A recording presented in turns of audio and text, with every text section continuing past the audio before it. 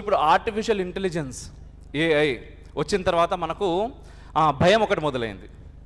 ఏంటిదంటే జాబులు పోతాయేమో, ఎందుకంటే మనం నలుగురం చేసే పని అది 5 నిమిషాలు చేస్తున్నది, దానికి ప్రాంప్ట్ ఇస్తే సరిపోతుంది. మరి ఇప్పుడు ఏంటిది కొత్త జాబ్ అంటే ఏంటిది, ప్రాంప్టింగ్ ఎట్లా ఇవ్వాలో నేర్చుకోవాలి. మరి ఆ ప్రాంప్ట్ ఎట్లా ఇవ్వాలి ఏంది పరిస్థితి ఒకటి. రెండవది ఏదైనా కూడా డేటా పైన పనిచేస్తూ ఉంటుంది.